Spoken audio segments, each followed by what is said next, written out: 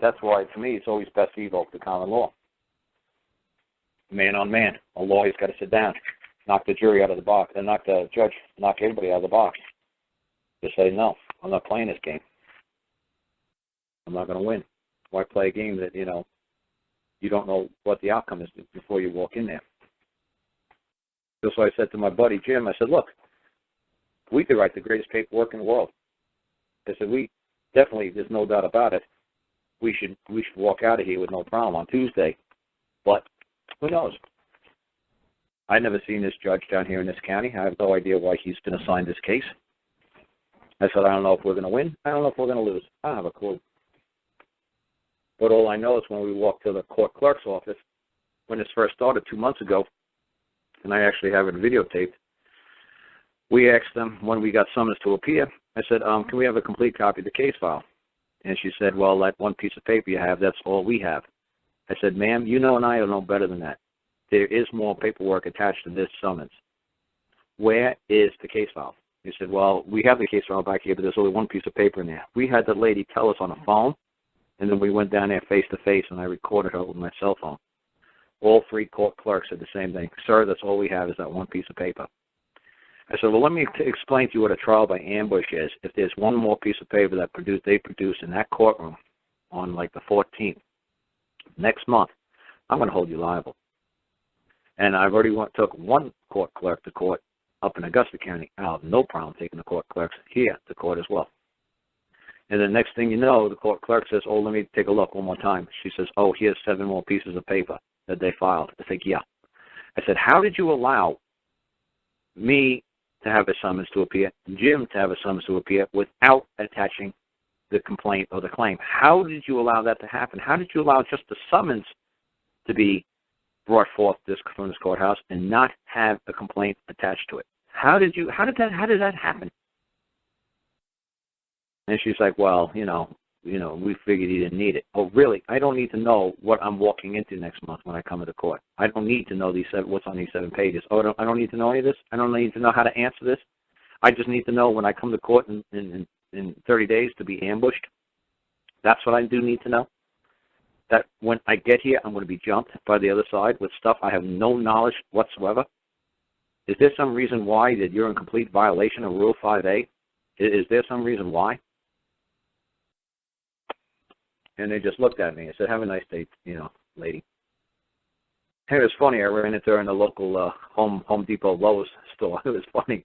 Like a couple of weeks later, she was walking around the store, and I seen her.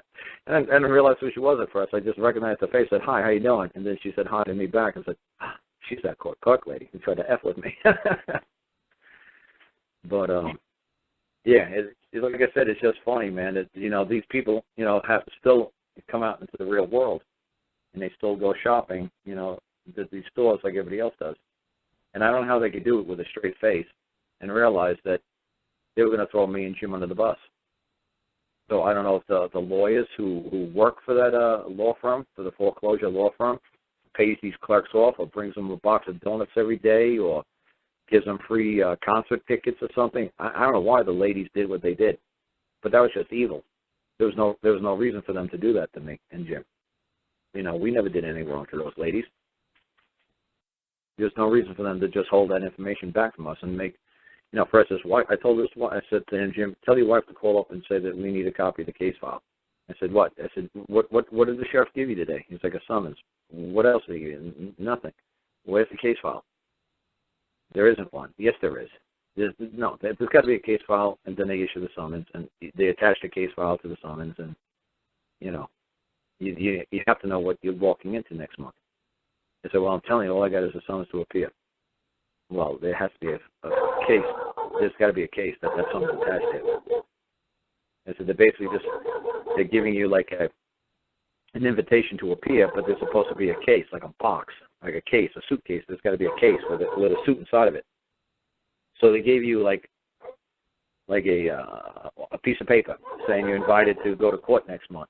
Okay, but they were supposed to put a suit inside of a case and mail it to you as well, and have the sheriff deliver it to you as well. He was supposed to hand you a case with a suit in it with a summons attached to it, saying what you're supposed to do with this, like where you're supposed to, they're going to try this suit on next month. So you get to know what, how you should appear, how you should answer. Hey, Karl, when a summons is issued, does it only have to have the claim, or does it, if there's notices put into the case, does the whole case have to be served? Well, the first thing is that you file a claim or against somebody, and whatever exhibits that you already put in there, you have to give it to them as well, because anything that's if you give like I said to those ladies, I said, look, I don't know how to explain this to you. I said, but you just gave us one piece of paper. If they bring anything into this court other than this one piece of paper, I'm going to tell the judge they did not give us anything. They didn't give us anything but the summons, and anything they want to bring into this court right now is inadmissible. Because you know the law, Judge. I know the law. When you summons me to appear, everything, you got to give me full disclosure. They did not give me full disclosure. The court clerks, I asked them, and I got them on video camera, and they told the wife, they told me in their face for 20 minutes, there is nothing else behind this counter but that piece of paper. And now I'm getting bombarded with 7 pieces of paper, 70 pieces of paper, 700 pieces of paper on the day of the trial. Isn't that lovely? And I asked these women, is there any other pieces of paper behind that counter inside of the case file? And they kept telling me, no. Tell me that ain't just evil. Oh, yeah. No, it is. And that's one of the things I was doing in Vermont, is I built up the whole case, and then I went to the clerk and gave her a letter that said the suit is now complete and ready to serve on the wrongdoer. And they wouldn't do it with our summons, so eventually we ended up modifying theirs, and she produced the summons with the entire court case. All the notices, the claim, everything, all the corrections, everything was served on the other party. And that was all included in the court fee and the filing fee. Not the service, but the preparation of the summons.